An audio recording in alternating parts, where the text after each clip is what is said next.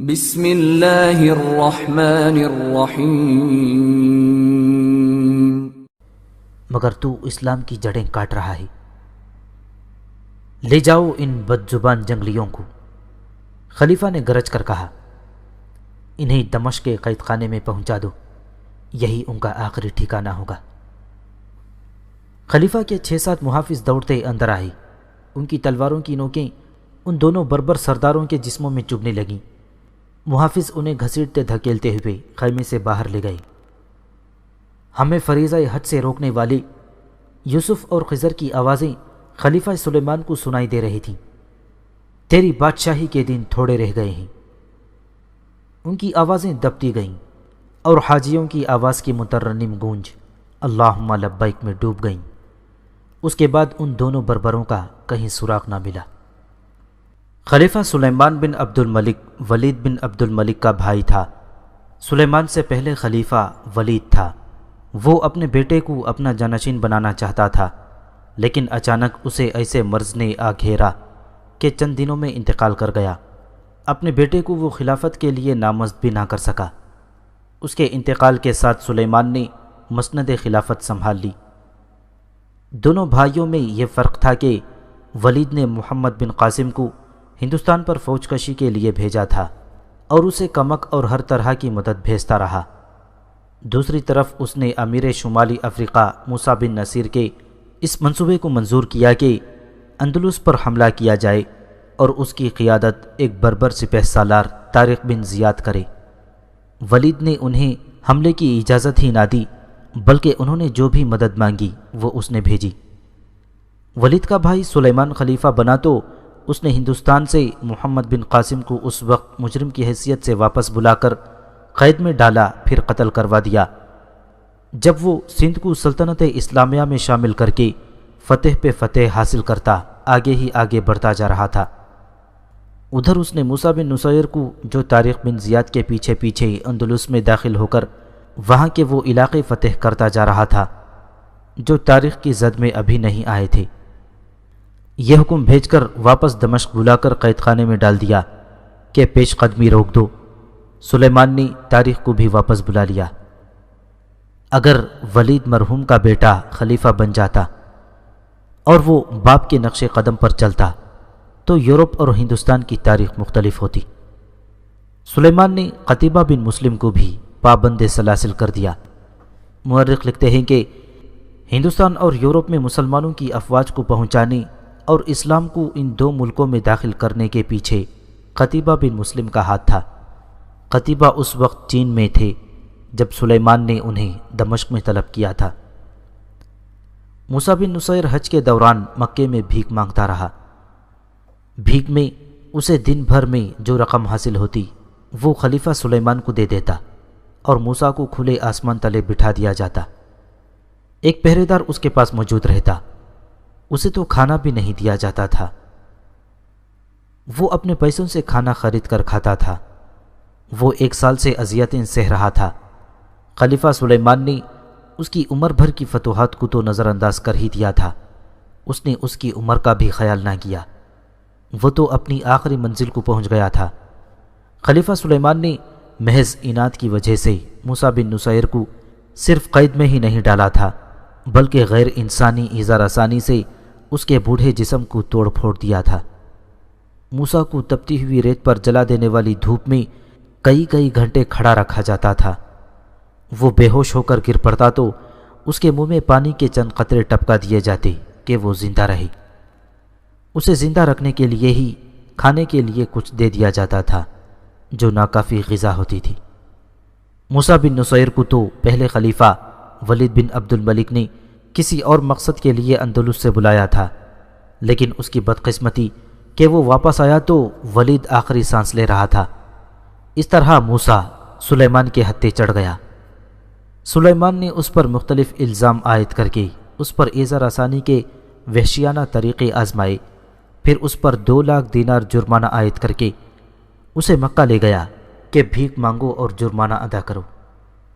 جب یوسف ابن الحارث اور خضر ابن الغیاث کو خلیفہ سلیمان کے اشارے پر گھسیٹتے دھکیلتے باہر لے گئے تو خلیفہ کے خیمے کے ساتھ والے حصے کا پردہ ہٹا اور ایک حسین و جمیل جوان سال عورت سامنے آئی۔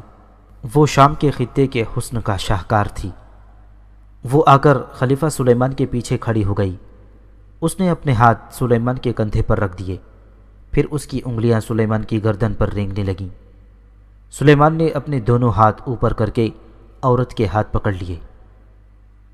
کلثوم، سلیمان نے آہستہ سے کہا۔ وہ عورت جو ابھی جوان لڑکی تھی، کیا تم نے سنا ہے ہم نے کیا کیا ہے؟ ہاں امیر المؤمنین، کلثوم نے سلیمان کی گھنی مونچھوں پر انگلیاں پھیرتے ہوئے کہا۔ میں پردے کے ساتھ کھڑی سن رہی تھی۔ بد نصیب بربر، سلیمان نے طنزیہ مسکراہٹ سے کہا۔ افریقہ سے اتنی دور یہاں میرے حکم سے مرنے آئے تھے، موسیٰ کو بچانے کے لیے بغاوت کی باتیں کرتے تھے۔ کیا آپ مطمئن ہو گئے ہیں کہ آپ کی خلافت میں اب کوئی بھی بغاوت کی بات نہیں کرے گا؟ کلثوم نے پوچھا۔ جو کرے گا وہ اسی انجام کو پہنچے گا، خلیفہ سلیمان نے کہا۔ لوگ مجھے ظالم کہیں گے، تاریخ لکھنے والے مجھے سفاک اور جابر لکھیں گے، لیکن آنے والی نسلیں یہ نہیں سنیں گی کہ ہمارے دور خلافت میں کسی ملک میں بغاوت ہوئی تھی۔ کیا یہ آپ کی بھول نہیں امیر المؤمنین؟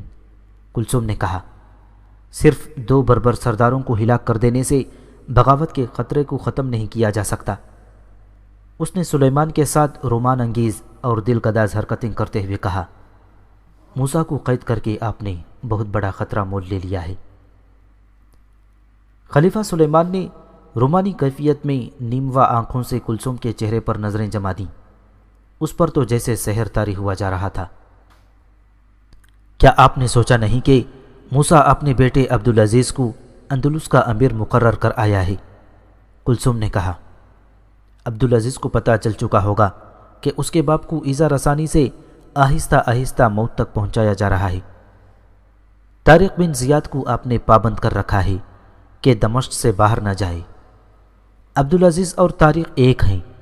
اندلس میں ہماری تمام فوج موسیٰ، طارق اور عبدالعزیز کو عظیم اور قابل تکریم و تعظیم سمجھتی ہے۔ کیا تم یہ کہنا چاہتی ہو کہ عبدالعزیز ہمارے خلاف بغاوت کر دے گا؟ کیوں نہیں کرے گا؟ کلثوم نے کہا۔ وہ اپنے باپ کی بے عزتی کا انتقام ضرور لے گا۔ وہ تو خود مختاری کا اعلان بھی کر سکتا ہے۔ فوج اس کے ساتھ ہے۔ آپ شاید یہ بھی بھول گئے ہیں کہ نصف سے زیادہ فوج بربر ہے۔ بربر بجا طور پر دعویٰ کر سکتے ہیں کہ اندلس کے فاتح وہی ہیں۔ آج آپ نے 2 بربر سرداروں کو سزا دی ہے جو بربر حج کرنے کے لیے آئے تھے۔ وہ ان دونوں سرداروں کو ڈھونڈتے پھر رہے ہوں گے۔ کسی نہ کسی طرح انہیں پتہ چل جائے گا کہ آپ نے ان دونوں کو کہاں پہنچا دیا ہے۔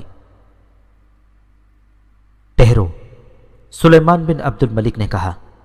میں نے عبدالعزیز بن موسیٰ کے متعلق تو سوچا ہی نہیں تھا، مجھے سوچنے دو۔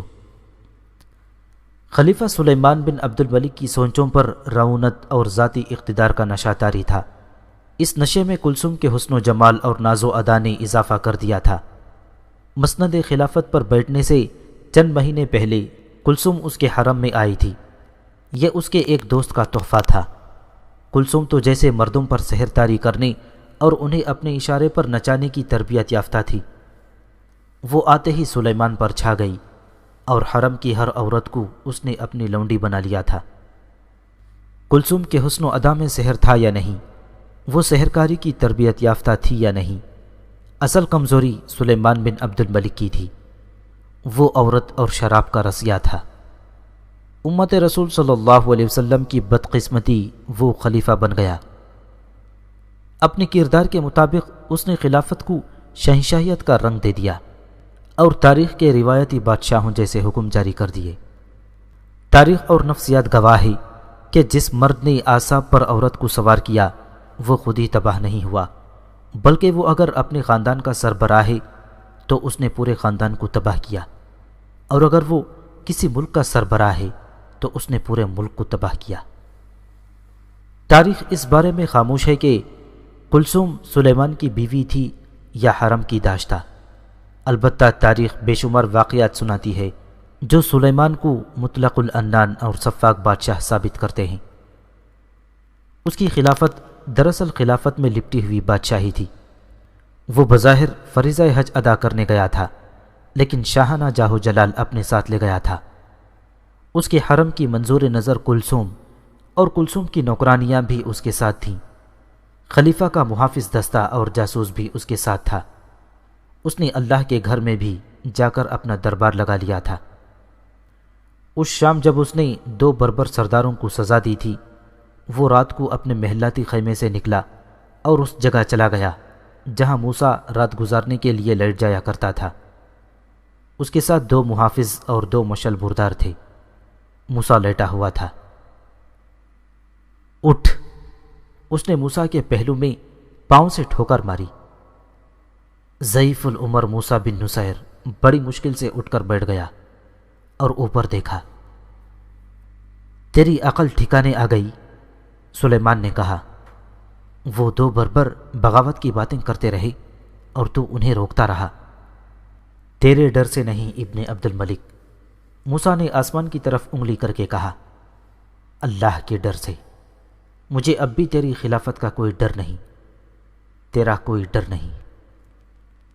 سلیمان نے طنزیہ قہقہہ لگایا۔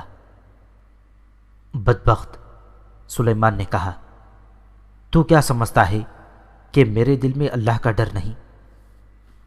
نہیں، موسیٰ نے کہا، تو احکام الہی سے بھی واقف نہیں۔ قرآن کھول اور دوسرا پارہ پڑھ۔ اللہ کا فرمان ہے، حج کے دنوں میں اپنی عورتوں سے دور رہو، کوئی برا کام نہ کرو، کسی سے لڑو جھگڑو نہیں۔ جو نیک کام تم کرو گے وہ اللہ کو معلوم ہو جائے گا۔ سفر حج کے لیے زاد راہ ساتھ لے جاؤ، اور بہترین زاد راہ پرہیزگاری ہے۔ پس اے عقل والوں، میری نافرمانی نہ کرو۔ کیا تو ان احکام پر عمل پیرا ہے خلیفہ سلیمان؟ خلیفہ سلیمان اسے طنزیہ نگاہوں سے دیکھتا واپس چلا گیا۔ پھر حج بھی ہو گیا۔ حاجیوں کے قافلے واپسی کے سفر کو چل پڑے۔ خلیفۃ المسلمین سلیمان بن عبد الملک کا قافلہ بھی دمشق کو روانہ ہو گیا۔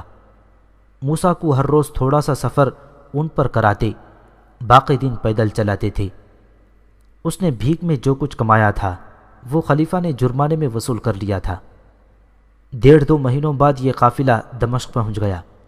موسیٰ کو قید خانے میں ڈال دیا گیا۔ دمشق میں پہلی ہی رات کلثوم نے سلیمان کو یاد دلا دیا کہ اندلس میں موسیٰ کا بیٹا امیر ہے، اور وہ کسی بھی وقت اپنے باپ کا انتقام لینے کے لیے باغی ہو کر اندلس کا خود مختار حکمران بن سکتا ہے۔ کلثوم، سلیمان نے کہا، میں خلیفۃ المسلمین ہوں۔ مسلمانوں نے ایک نیا ملک فتح کیا ہے، وہاں نیا نظام رائج کیا جا رہا ہے، لڑائی بھی ابھی جاری ہے۔ کیا یہ میرا فرض نہیں کہ خلیفہ کی حیثیت سے وہاں جاؤں؟ اس سے میری اہمیت اور مقبولیت بڑھے گی۔ نہیں خلیفۃ المسلمین، کلثوم نے کہا، مجھے آپ کی جان کا خطرہ محسوس ہو رہا ہے۔ ہو سکتا ہے آپ کے ساتھ جانے والوں میں کوئی وہاں بتا دے کہ موسیٰ بن نصیر قید خانے میں ہے اور اس کی حالت بہت بری ہے۔ اس صورت میں آپ کا وہاں سے زندہ نکل آنا ناممکن ہوگا۔ مجھے وہاں کے حالات معلوم کر لینے چاہیے، سلیمان نے کہا۔ اگر بغاوت اور خود مختاری کا ذرا سا بھی اشارہ ملا تو میں عبدالعزیز کو ٹھکانے لگوا دوں گا۔ دوسرے دن خلیفہ سلیمان نے پہلا کام یہ کیا کہ ایک تیز رفتار قاصد کو تلیتا اندلس اس حکم کے ساتھ روانہ کیا کہ وہاں کے حالات معلوم کر کے آئے۔ خلیفہ نے اسے تفصیل سے بتایا کہ اس نے کیا کچھ معلوم کرنا ہے اور بہت جلدی واپس آنا ہے۔ اور آخری بات، سلیمان نے قاصد سے کہا، کسی کو یہ پتہ نہ چلے کہ تم میرے بھیجے ہوئے قاصد ہو۔ اپنے متعلق یہ بتانا کہ تم اندلس میں یہ دیکھنے کے لیے آئے ہو کہ اس ملک میں آ کر آباد ہو جاؤں تو کچھ سود مند ہوگا یا نہیں۔ انتہائی تیز رفتار سے آگے جانے کے باوجود قاصد کو وہاں آتے 1.5 مہینہ لگ گیا۔ اس دوران موسیٰ کو یہ حکم دیا گیا کہ وہ صبح سویرے قید خانے سے نکل کر شہر میں بھیک مانگا کرے اور شام کو تمام رقم قید خانے کے حاکم کے حوالے کر دیا کرے۔ خلیفۃ المسلمین، قاصد نے اندلس کے احوال و قوائف سناتے ہوئے کہا، اس سے زیادہ خوبصورت اور سرسبز خطہ دنیا میں شاید ہی کہیں ہو۔ میں خطے کے متعلق کچھ نہیں سننا چاہتا، سلیمان بن عبد الملک نے کہا، صرف یہ بتاؤ کہ امیر عبدالعزیز بن موسیٰ وہاں کیا کر رہا ہے اور اپنی فوج اور لوگوں میں اس کے متعلق کیا باتیں ہوتی ہیں؟ اگر فوج اور لوگوں میں وہاں کوئی مقبول آدمی ہے تو وہ صرف امیر اندلس عبدالعزیز ہے۔ قاصد نے کہا، وہ متقی اور زاہد ہے، عالم دین ہے، عرب اور بربر تو اس کو عزت و احترام کی نگاہوں سے دیکھتے ہی ہیں، عیسائیوں میں بھی وہ نیک نام ہے۔ قاصد نے تفصیل سے بتایا کہ اس نے اندلس کے مقامی لوگوں کی فلاح و بہبود کے لیے کیا کچھ کیا ہے اور کیا کر رہا ہے۔ امیر اندلس عبدالعزیز نے وہاں کے لوگوں کی کایا پلٹ دی ہے۔ قاصد نے کہا، وہاں دولت مند عیسائی غریب عیسائیوں پر حکومت کرتے تھے، وہاں انصاف اسی کو ملتا تھا جس کے پاس سونے کے سکے ہوتے تھے، زندگی کی ہر عیش اور ہر سہولت اسی طبقے کو حاصل تھی۔ امیر عبدالعزیز نے غریب عوام کو اپنی زندگی دی ہے کہ وہ نہ صرف پیٹ بھر کر کھانا کھاتے ہیں بلکہ انہیں وقار اور تکریم بھی حاصل ہو گئی ہے۔ موسیٰ بن نصیر کے بیٹے عبدالعزیز نے اندلس میں فتح کے فوراً بعد وہاں کے لوگوں کی بھلائی کے لیے جو کام کیے تھے ان کی تفصیل اس داستان کے آخر میں بیان کی جائے گی۔ یہاں صرف یہ بتانا ضروری ہے کہ خلیفہ سلیمان بن عبد الملک کچھ اور سننا چاہتا تھا۔ بربر عبدالعزیز کے متعلق کیا کہتے ہیں؟ خلیفہ نے قاصد سے پوچھا۔ خلیفۃ المسلمین کو معلوم ہوگا کہ سالار طارق بن زیاد کے ساتھ جو فوج اندلس کے ساحل پر اتری تھی وہ سب بربر تھے۔ قاصد نے جواب دیا، بربروں کو جو مال غنیمت ملا وہ ان لوگوں نے کبھی خواب میں بھی نہ دیکھا تھا۔ امیر عبدالعزیز نے بربر فوج کو بہت زیادہ تعظیم دی۔ موسیٰ بن نصیر بڑے لمبے عرصے سے افریقہ کا امیر تھا۔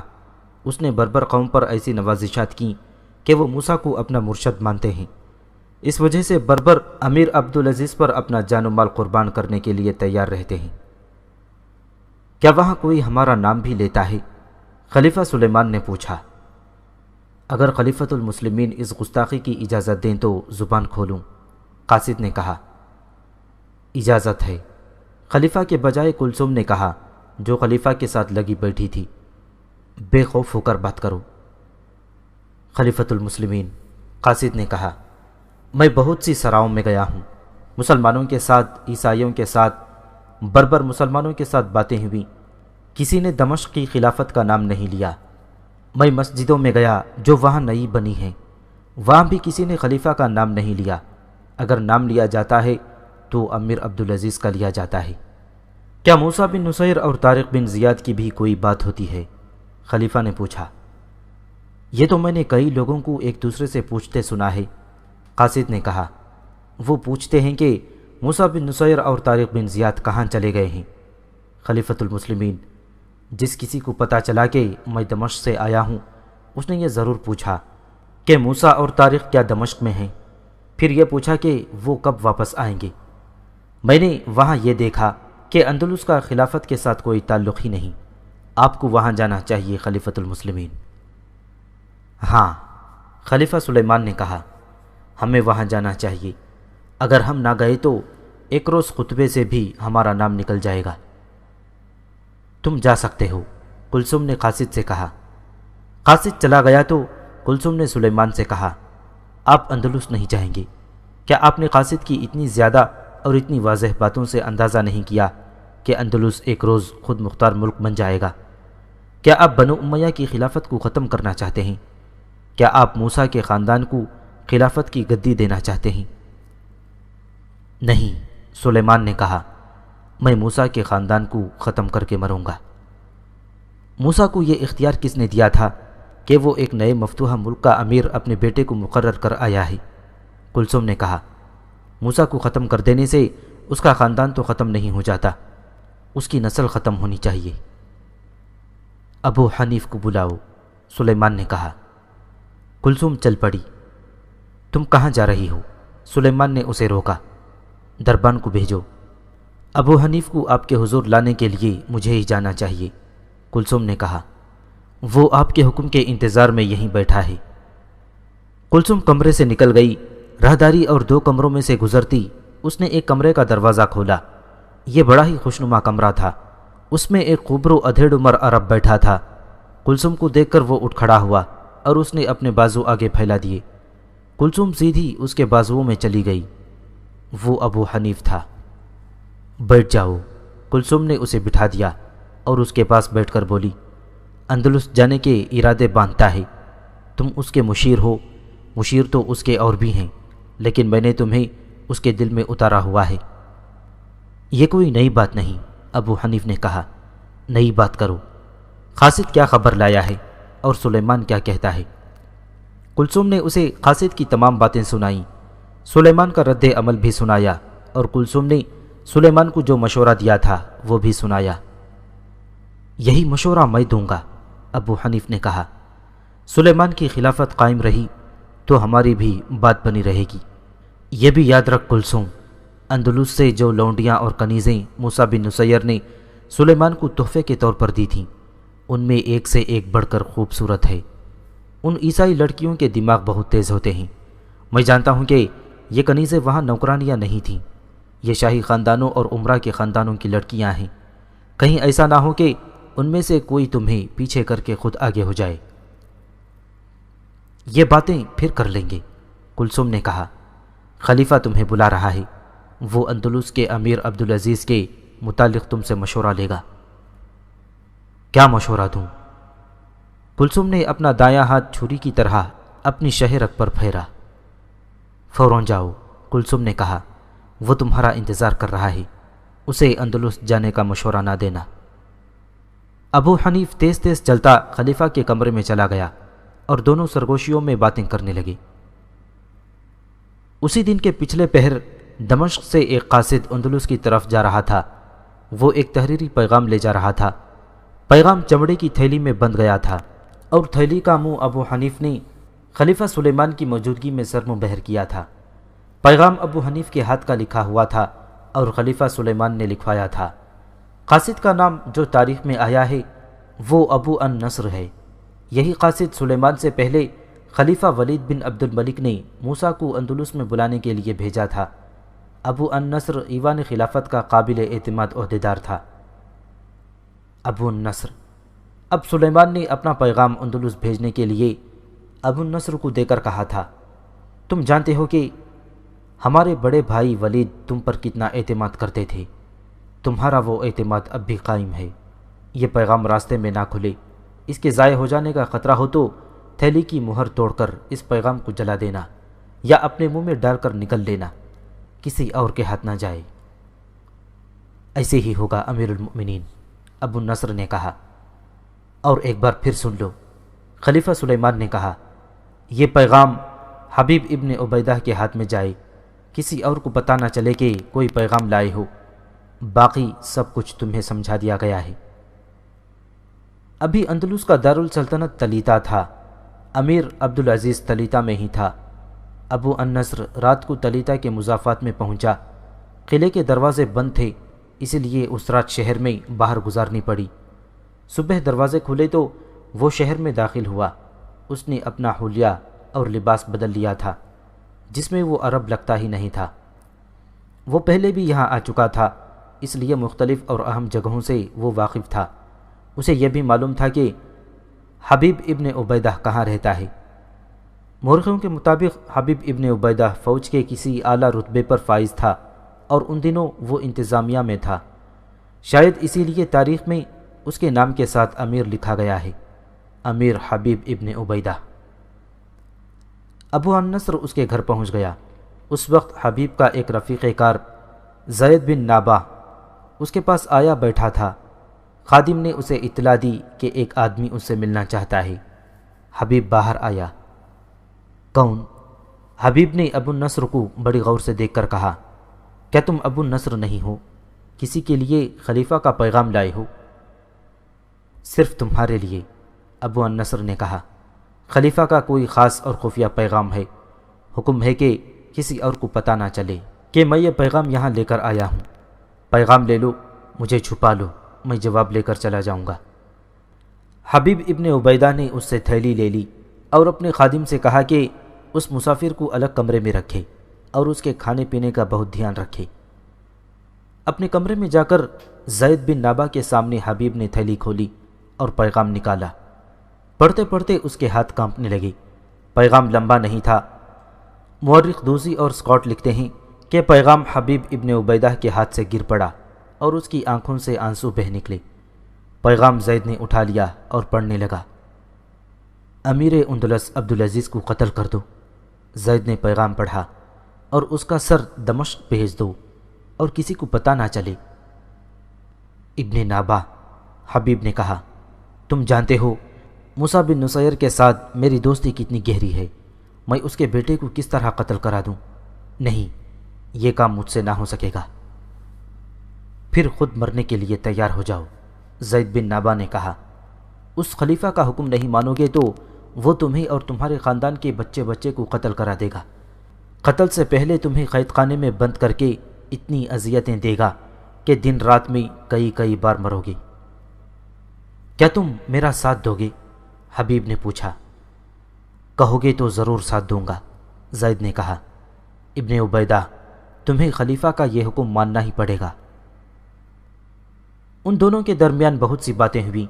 تقریباً تمام یورپی اور مسلمان مورخوں نے لکھا ہے کہ حبیب ابن عبیدہ کی دوستی موسیٰ کے ساتھ تو ضرور تھی، لیکن مرحوم خلیفہ ولید اور اس کے بھائی سلیمان بن عبد الملک کے حبیب ابن عبیدہ پر اور اس کے خاندان پر ایسے احسانات تھے جنہیں وہ فراموش نہیں کر سکتا تھا، اور سلیمان کی انتقامی کارروائی کے خوف سے بھی وہ اس کی حکم عدولی نہیں کر سکتا تھا۔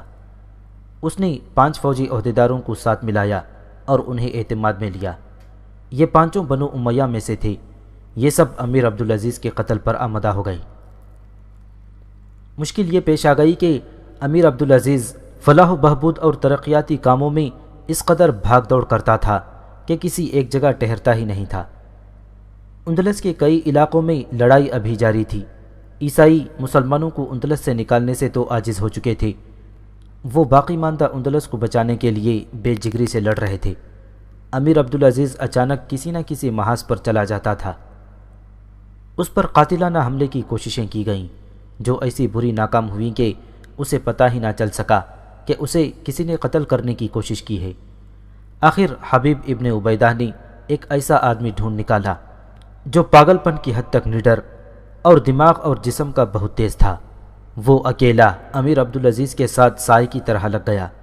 عبدالعزیز ہر جگہ اپنے محافظوں کے گھیرے میں رہتا تھا، اس تک تو تیر بھی نہیں پہنچ سکتا تھا۔ اس قاتل نے، جس کا نام کسی بھی مورخ نے نہیں لکھا، ایک موقع ڈھونڈ لیا۔ اس زمانے میں فوج میں سپہ سالار امامت کے فرائض پورے کیا کرتے تھے اور دارالسلطنت کی جامع مسجد میں امامت امیر کرتا تھا۔ ایک روز امیر عبدالعزیز مسجد میں نماز فجر کی امامت کے لیے کھڑا ہوا۔ اس نے سورہ فاتحہ پڑھ لی اور سورہ واقعہ کی تلاوت شروع کی ہی تھی کہ اگلی صف سے ایک آدمی بجلی کی تیزی سے آگے کو نکلا۔ چشم زدن میں تلوار نکالی، ایک ہی وار میں امیر عبدالعزیز کا سر تن سے جدا کیا۔ سر کو اٹھایا اور بیشتر اس کے کہ نمازی جان سکتے کہ یہ کیا ہوا ہے۔ قاتل مسجد سے نکل گیا اور غائب ہو چکا تھا۔ اس نے کٹا ہوا سر کپڑے میں چھپا لیا تھا۔ وہ حبیب ابن عبیدہ کے گھر پہنچ گیا۔ حبیب اس کے انتظار میں تھا۔ اس نے کھال کا ایک تھیلا بنوا رکھا تھا، سر کو اس میں ڈال کر اس کا منہ سی دیا تھا، اور حبیب نے یہ تھیلا مخمل کے ایک تھیلے میں ڈال کر قاصد ابو النصر کو دیا۔ یہ خلیفہ سلیمان بن عبد الملک کو دے دینا، حبیب نے کہا۔ اس میں کیا ہے؟ ابو النصر نے پوچھا۔ خلیفہ کے پیغام کا جواب ہے، حبیب نے کہا۔ ابھی چلے جاؤ۔ ابو النصر اسی وقت روانہ ہو گیا اور تقریباً 20 دنوں بعد وہ دمشق پہنچا۔ تھیلا خلیفہ سلیمان کے حوالے کر دیا۔ سلیمان نے امیر عبدالعزیز کا سر دیکھا تو اس نے قہقہہ لگایا۔ امیر اندلس کا سر قید خانے میں لے جاؤ، خلیفہ نے حکم دیا، اور یہ اس کے باپ موسیٰ بن نصیر کے آگے رکھ دو۔ حکم کی تعمیل کی گئی۔ عبدالعزیز کا سر قید خانے میں موسیٰ کے آگے رکھ دیا۔ موسیٰ جو پہلے ہی ایذا رسانی، صدمے اور ذلت سے سوکھ چکا تھا، بیٹے کا سر دیکھ کر غشی میں چلا گیا۔ ہوش میں آیا تو سر وہاں نہیں تھا۔ اسی قید خانے میں محمد بن قاسم کو اذیتیں دے دے کر اسی خلیفہ کے حکم سے قتل کرایا گیا تھا، تو محمد بن قاسم نے موت سے ایک روز پہلے کہا تھا، انہوں نے ایک جوان کو ضائع کیا، اور کیسے جوان کو ضائع کیا۔ موسیٰ نے اپنے بیٹے کا سر دیکھ کر کہا، انہوں نے ایک ایسے آدمی کو قتل کر دیا ہے جو دن کو عدل و انصاف اور انتظامی کام کرتا اور رات کو اللہ کی عبادت کرتا۔ میرا بیٹا قائم اللیل اور صائم النہار تھا۔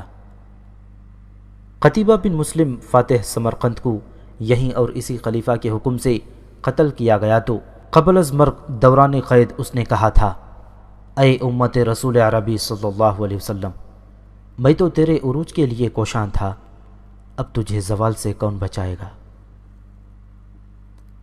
امیر اندلس عبدالعزیز بن موسیٰ کے قتل کے بعد موسیٰ بن نصیر زیادہ دن زندہ نہ رہ سکا اور اس کے سال 1.5 سال بعد سلیمان بن عبد الملک بھی مر گیا۔ یہ داستان نہیں، یہ ایک ولولہ انگیز اور ایمان افروز داستان کا انجام ہے۔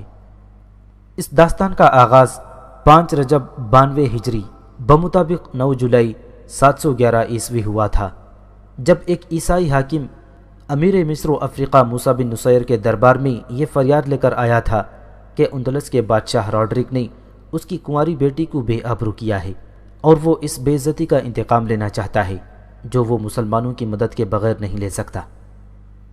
موسیٰ بن نصیر نے طارق بن زیاد کو بلایا۔